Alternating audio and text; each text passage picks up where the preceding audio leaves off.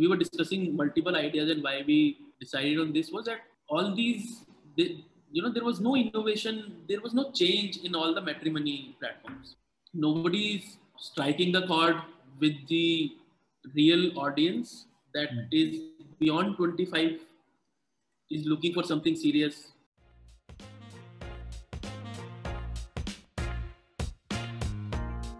Welcome to the Startup Operator Podcast. I'm Roshan Cariappa. Consumer internet businesses are often criticized for burning through cash to acquire users and not having a focus on profitability.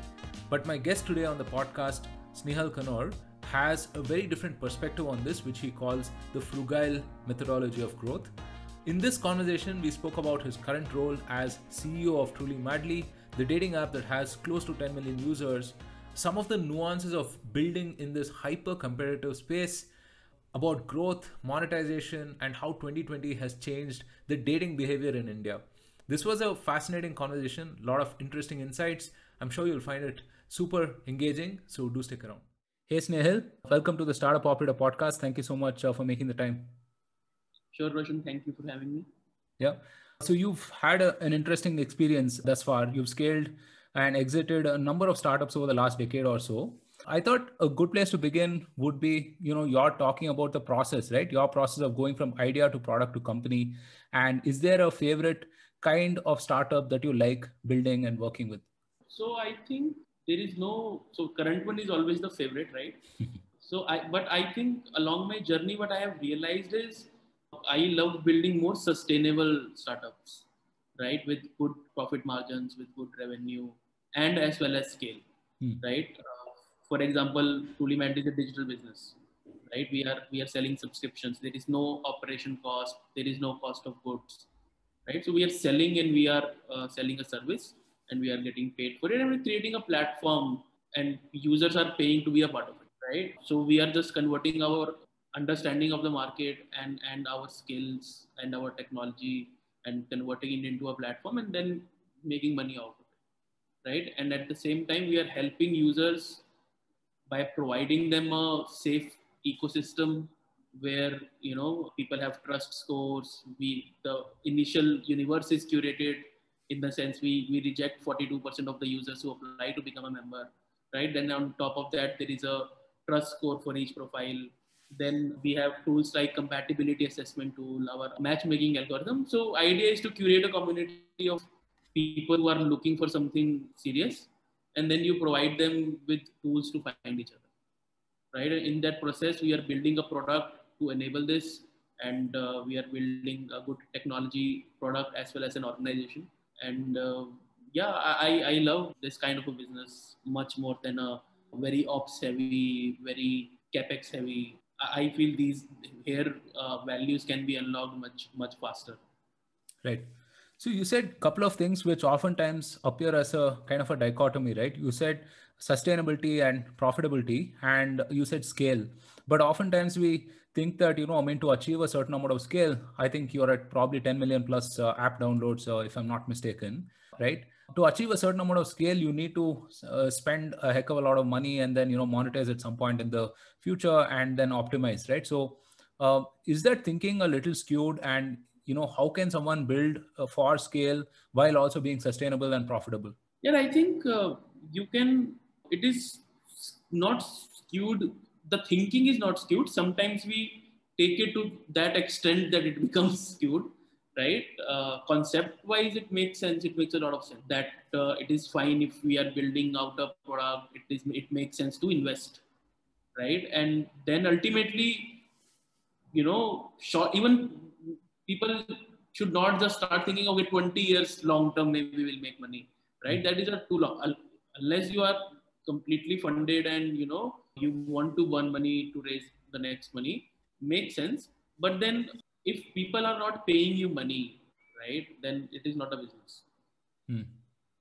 Right? So I think revenue growth and this means, if I go to somebody and gives them a 100 rupee note for a 90 rupees, I will have a lot of sales, right? But if I have to earn that money, I will have to provide some value. And what I have seen is that Indian markets, because they are very price sensitive, we give our money to a very specific thing, right? For example, at Find Yaha, my learning was that right now, as of now, and this is 2016, that Indians are not willing to pay for convenience largely for it to become very, because if we leave out just top, say 6% of India, is the rest 94% going to pay for this service, right? And is it going to pay this much that even I make some money, I am able to acquire that user, I am able to sustain that user and then monetize that user. And as an overall unit level, I am able to make money, right? It's not that, okay, I will keep losing money and then someday I will maybe either start making money. That also works good if you're creating a very nice, very highly retained community, and that curation of community has its own value, right? But then I think monetization in India is not easy, right?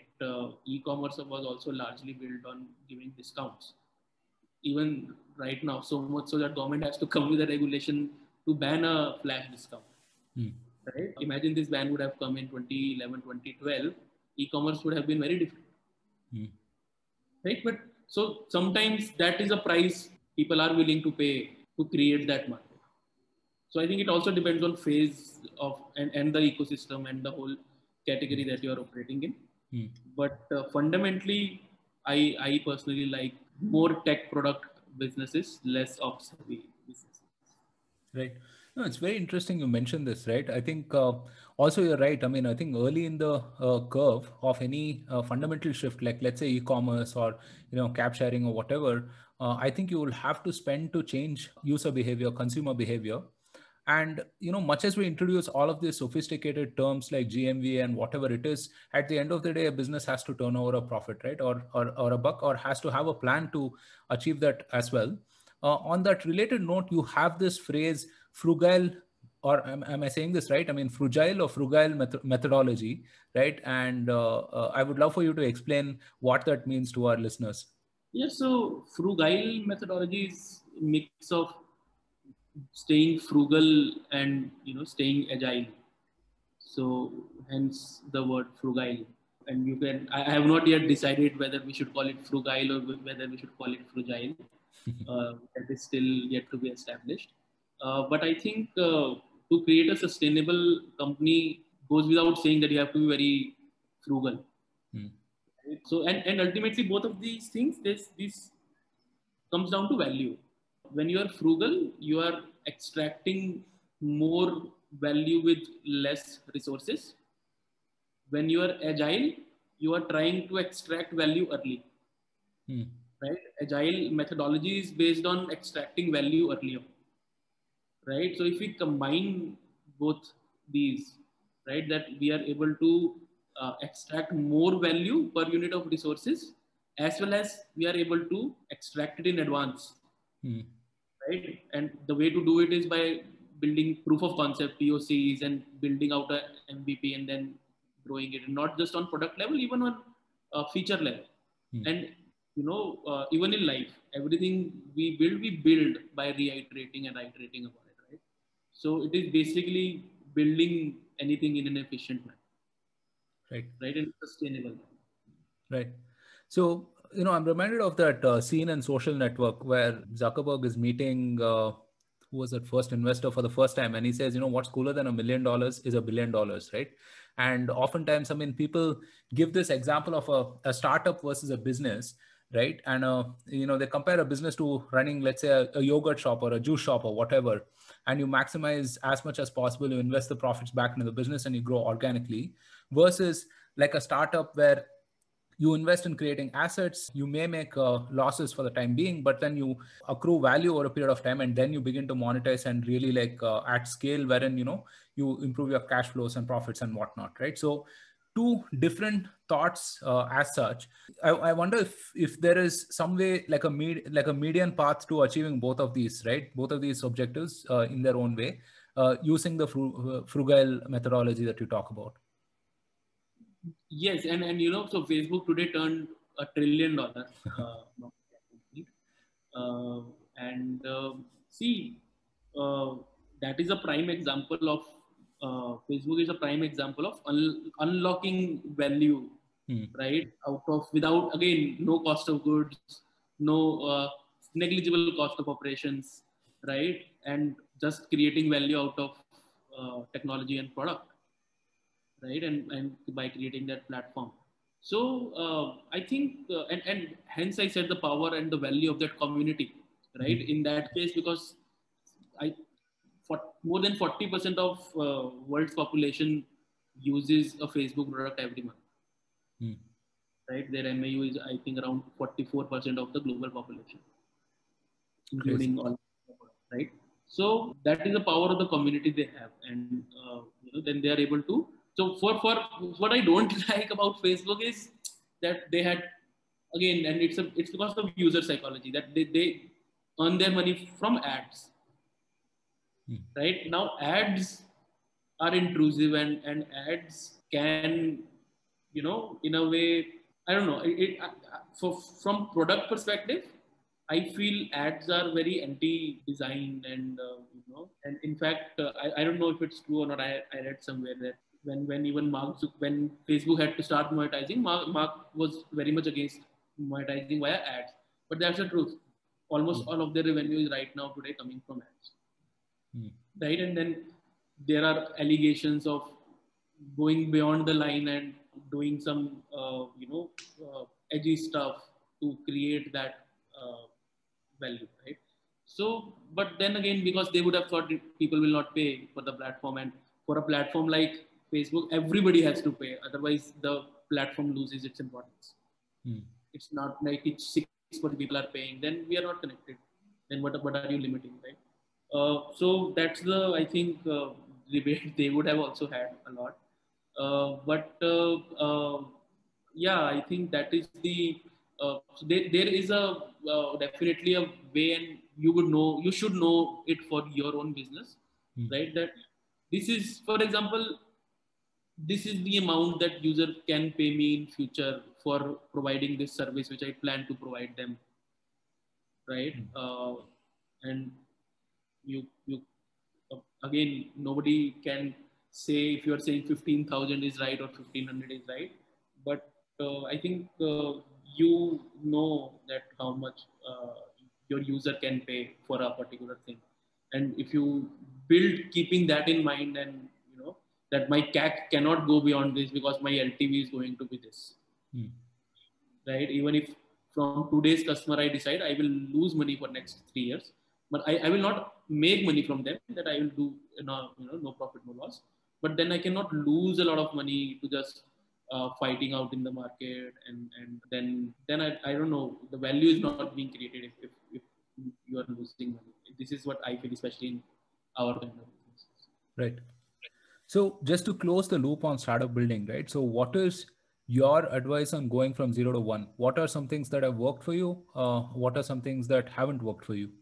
0 to 1 is again, very personalized journey, very different for everybody. But philosophy can be that you have to first pinpoint that this is my teaching, that I am going to solve this for these people, right? And then you need to talk to them, understand that first you need to validate that the pain point you are solving is really a pain point, and people are going to pay you for it, right? And then you build out a MVP based on the interactions you have had with your respective customers. You maybe show it to them or launch it in the market. And so build, measure, iterate is what we follow. That you first build the minimum viable product, but you put in things to measure. Most people lose out on the measure part, that they build an MVP, but there is no definitive way for them to decide if it is working or not, or what would work or what would not, right? And then you iterate based on that data, right? So build, measure, iterate. That you build it out, you put in enough analytics, and you don't go into analysis paralysis also, but you put in some basic funnel analysis, and then you are able to at least see what the user, how the user is. So it is often very different from what we have thought how user will interact with the product versus the user actually interacts with the product, right? So for a product company, it is very important to analyze it with extreme focus, especially during the building days. Right. Okay. So let's move on to the space in which you're building right now, which is the online dating space, right? And this space, I would say, roughly is around 20, 25 years old, right? You can think of the earliest participants as, let's say, Match.com and so on. And since then, it has evolved further. And of course, we had the whole Tinder inflection about 5 or 6 years back, maybe 10 years back, I suppose, right? And it's evolved a big, big time in these 20 odd years. How do you see that evolution happening? Since you've operated in that space and have had a ringside view of how things have changed.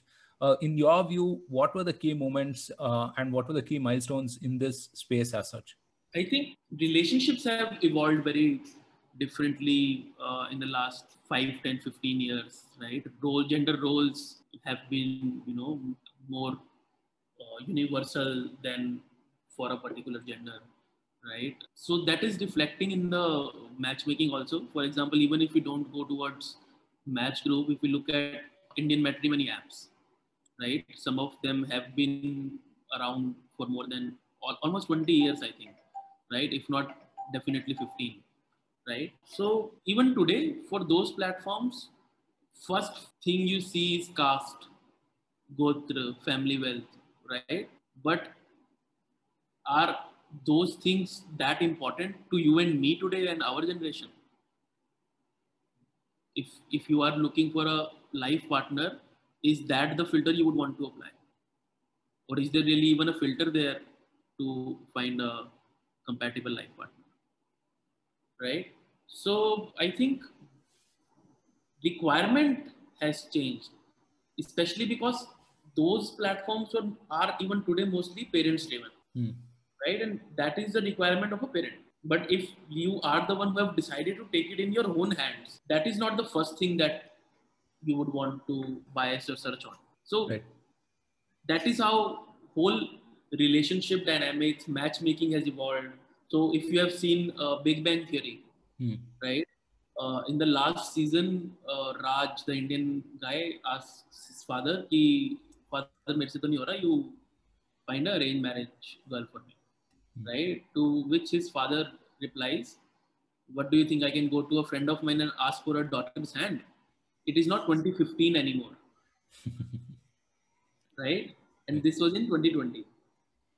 So in the last 5 years only, India has changed so much, right? Even if you look in your own family, I'm sure, in your cousins, you will find a lot of cases where in the same family, older sibling got married at 25, 26. It didn't even have a lot of say, but just 4 or 5 year younger sibling in that same family is fine being single at 28, and even parents are not that much worried, right? Right marriageable age, our generation has successfully pushed from 25, 26 to now even 30, 32, right? And even our parents are becoming more and more progressive, right? And so imagine how much has changed in India in the last 5 years. One can only imagine how it is going to change in the next 5 years. And out of the last 5 years, Geo was in our lives only in the last 2.5, right? Netflix, Prime were in our lives only in the 2.5. Ideas are flowing much better, faster than ever. A guy sitting in Jharkhand in a tier 2 city is watching same content as a guy sitting in South Bombay, right? They both are watching, say, Mirzapur, right? They both are laughing on a same comedian's video on a YouTube. And earlier, screen was very centralized, that घर पे एक ही TV होता था, and usually father would put on propaganda news channel on it, right? And in the afternoon, mom would put on Saas Bahu serial, and we 90s kids have gone through it, right? But today, screen is democratized. Everybody has their own screen.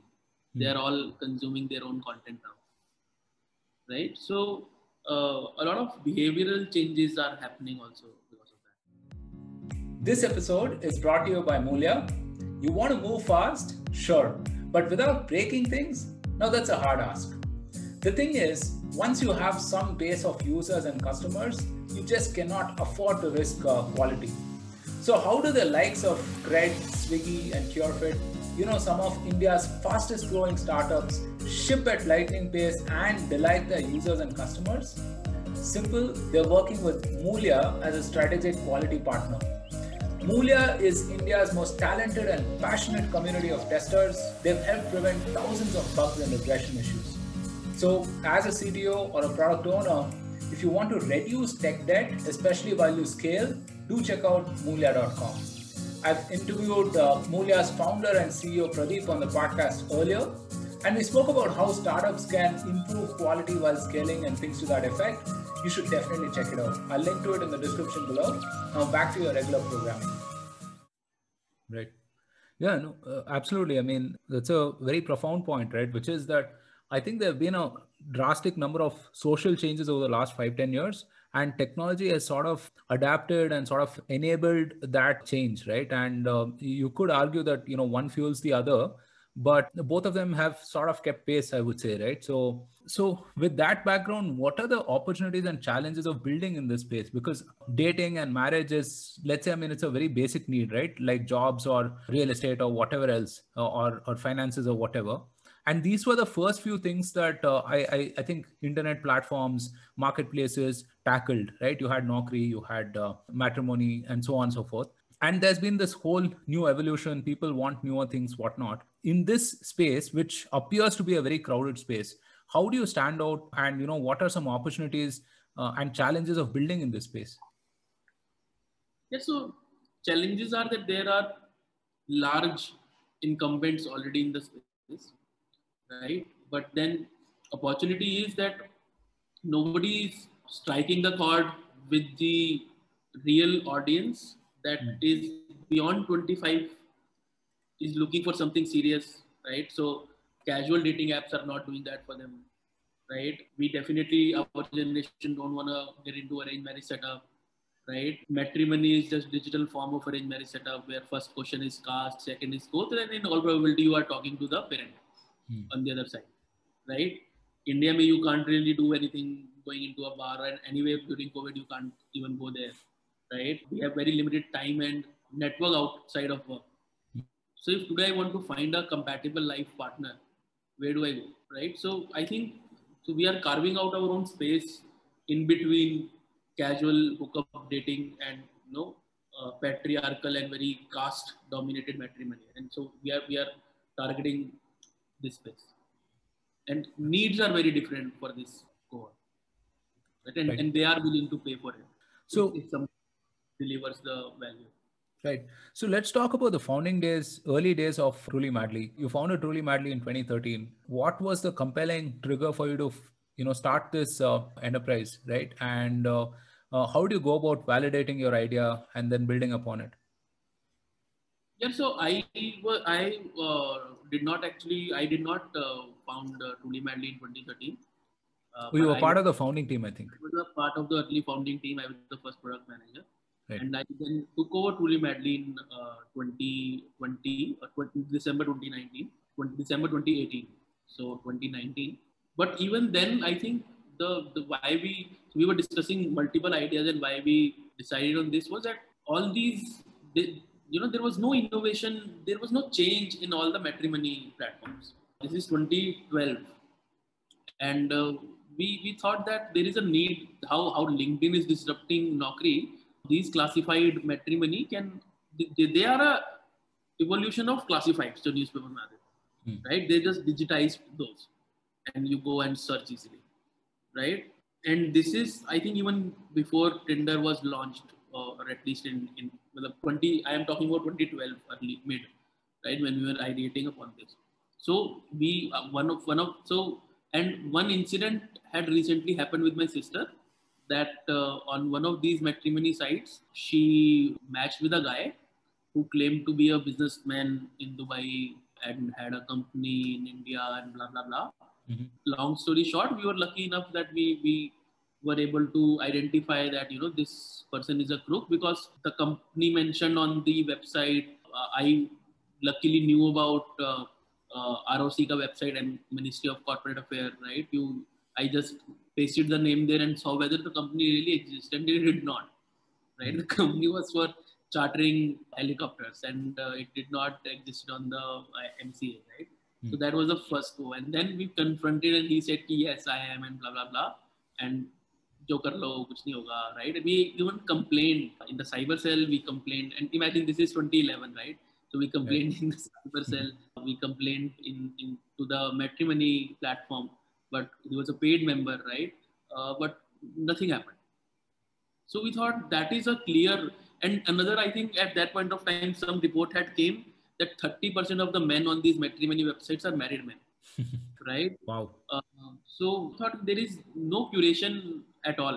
So that we decided that we will curate the community very nicely, and we started it manually.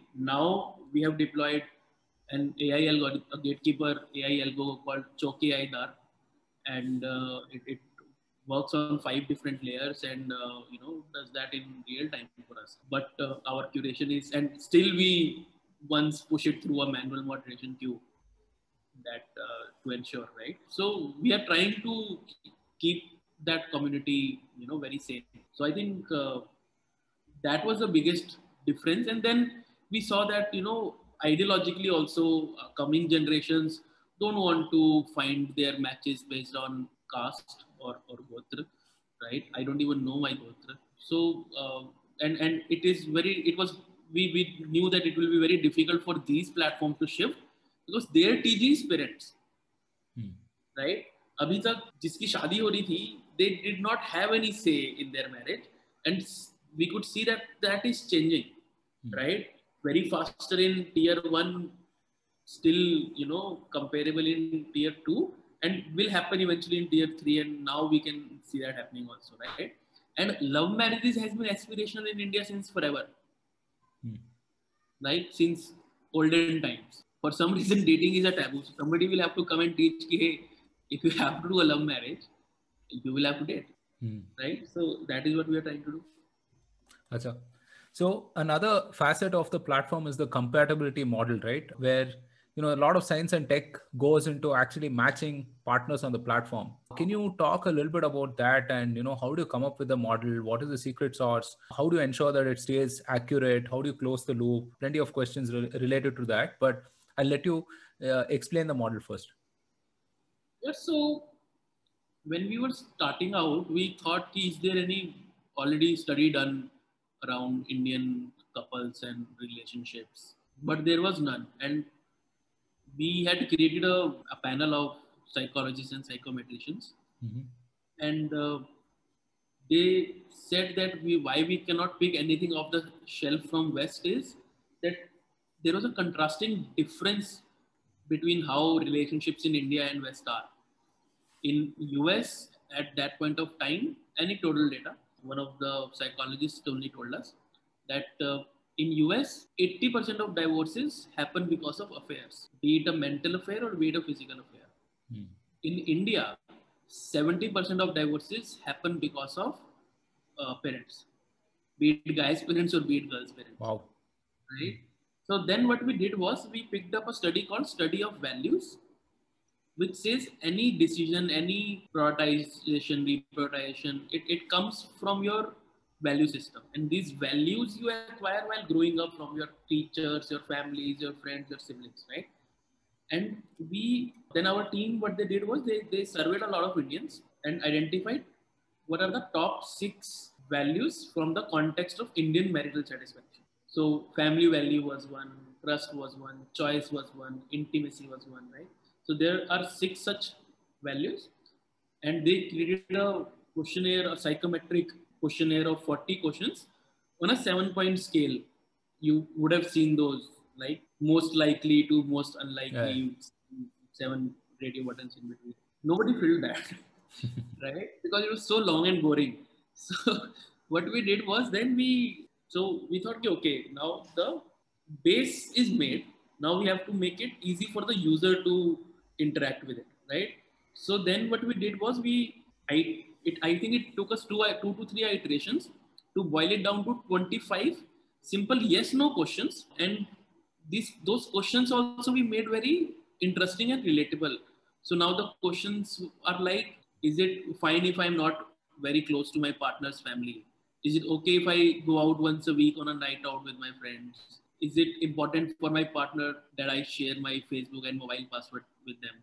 Right? So now these are the kind of things you get to know about each other after 3 to 4 months of dating. Right? We try and tell you on day zero, right? Because forever dating and normal friendship and hookups and casual dating में जो सबसे बड़ा फर्क है, right? The biggest difference is that living with somebody 24/7, 365 versus meeting someone and being with someone for a few hours is very different, right? You can spend a few hours with anybody, but living in the same space requires, people are realizing the importance of compatibility on their own, right? Because you see that most of the relationships don't work out because of that, right? It is not no longer that old India where even if say a woman is not happy in their marriage, they will just put up with it, right? Our women today are much more empowered and informed that there is a that is not normal, right? That was the sad truth, in our previous generations, that it was very male dominated, very patriarchal, right? Compatibility hence was not even required, because what is compatibility, right? One has to just follow the other, right? Which is no longer true, which will no longer be true for future generations, right? So that is why we picked up this, model of compatibility, and we simply try and show you that these are the things you agree on and these are the things you don't agree on. You can yourself decide that, even though we give you a score of high, medium, low, and in the whole six may how much you match, and but we also show you all the answers, because some things you are okay with, that I don't feel very strongly about this.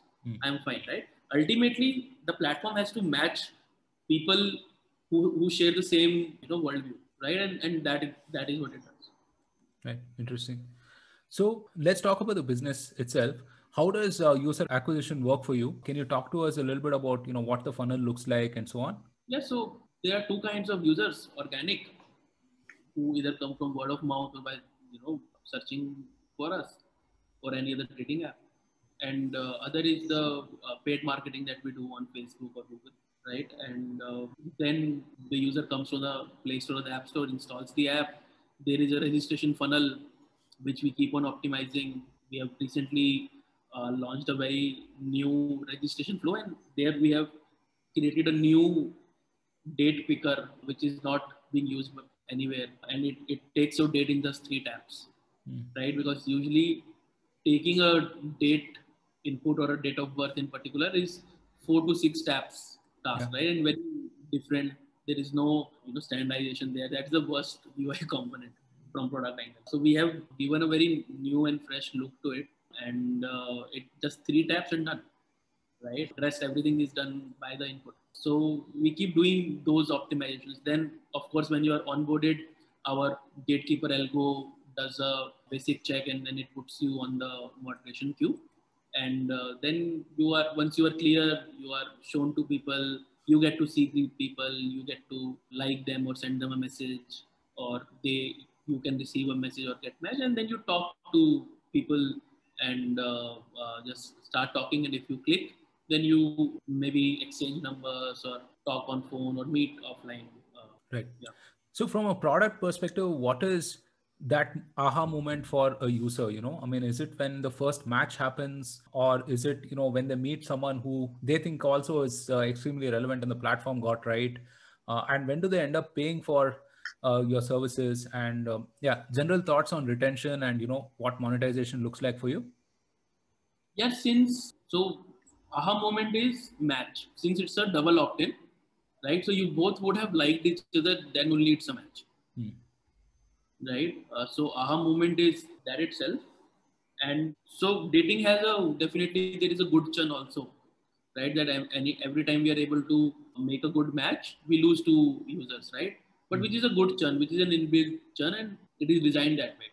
Hence, dating is an early monetization product, right?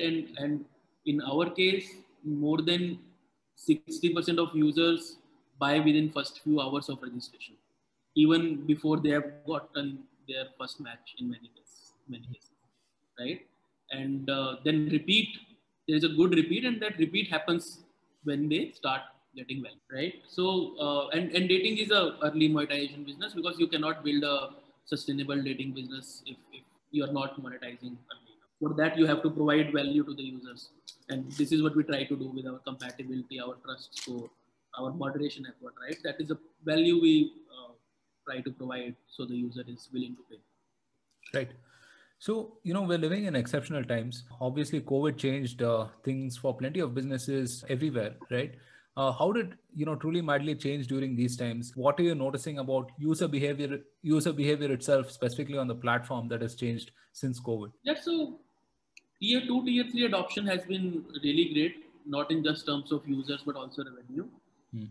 Uh, some of our fastest growing, so while our overall revenue grew by 4x, cities like Bhubaneswar, Patna, Gwalior, Guwahati, Indore, these cities grew north of 10x in terms of revenue, Right. right? And this was a trend that has been not just in COVID, has been there always. These cities have been faster growing, but it was definitely fueled because a lot of reverse migration happened, right? Hmm. And the Yeah. second is peak times have definitely changed. So we have, so earlier, pre-COVID, our peak time used to be 10 to 12, right? And then it would start tapering off after 12. But now it is from 10 to 1, even 2, and then it starts tapering off, which means people are sleeping late. And maybe because they're waking up late because of office nahi jana hai, it's all remote. You can just wake up 50, 30 minutes before your first call and you are okay, right? So people Right. are sleeping late, people are waking up late. So that is, I think, a behavioral shift that we have seen. Other than that, I think on dating app, especially in our use case, not the so the ones with hookups and one night stand use cases would have definitely taken a hit because that use case was no longer viable. But for us, we haven't seen any positive impact. We haven't seen any negative impact, other than the first 2 weeks of the lockdown, which we definitely saw much higher engagement, because at that point of time, even people were in a very different mode, Hmm. uh, right? They were. It was actually very similar to vacation, or when the Christmas New Year time, when our engagement rates are very high, because people were treating it as a kind of a vacation. They were making dalgona coffee, baking banana breads, right? But then when the second lockdown was announced and people realized it's not a vacation, it's a lockdown, it's a pandemic. And I think then it subsided to the normal levels. And but we have been, as early on, we have been growing consistently. But I would say we were lucky enough that there was no negative impact. But definitely a lot of people who were earlier on the edge about being on a dating app definitely onboarded, embrace this in a much enthusiastic manner than before. Right. So, what do you have coming up at Truly Madly? And as a founder at this point of time, what are some high level challenges that you're solving? So I think at any point of time in business, for a founder, biggest challenge is always growth, right? So that we are obviously consistently solving. Other than that, so we are in middle of revamping the whole customer experience, right? And we are a very data focused. In last, actually, 1.5 years back, we revamped our whole matchmaking algorithm, and our like rate of women more than doubled, our average actions doubled, right? And without doing any incremental marketing, our revenue also doubled, because more and more people were now getting likes, right? Matchmaking got improved. So then we picked up the registration onboarding. Now we are doing the whole browsing flow. Then next is chat. So piece by piece, we have been doing a lot of experiments with pricing. So a lot of A/B tests we keep running on any day basis. Then starting from what is looking on the Play Store to what is looking on the first screen when you open the app. How is the flow? What happens? The whole consumer journey, right? So that is what we are working on. We are revamping the whole user experience piece by piece, and so piece by piece we have changed the whole app in a way. Right. Interesting. And finally, you're also an investor. You invest in early stage startups, and you've seen the view from both sides of the table, right? How does that influence you as a founder, right? Are there things that you do because you've been an investor, you look at it slightly differently, or what are some of the positive and negative biases of that? Yeah, I think it instead of so at least how I look at it is it does not reinforce any of my biases. Instead, it gives me a lot of different perspectives, right? That how different business models are being run and monetized, right? And even marketed. We are able to understand user psyche much better. We are able to have much better understanding of business models. So I think that is it opens us up to a new perspective, is what I feel. Hmm. Interesting. Okay. All right, Snehil. This was a fascinating conversation. Thank you again for your time. Many different nuances that we've uncovered and plenty of insights that you've shared. I'm sure this is valuable to the community. Thank you again for making the time. Thank you so much for listening. If you liked this episode, then don't forget to subscribe to us on your favorite platform and share this episode with all of your fellow startup operators. Also, follow the Startup Operator on LinkedIn and Twitter for more updates. Stay safe, take care, and see you soon on a brand new episode of the Startup Operator.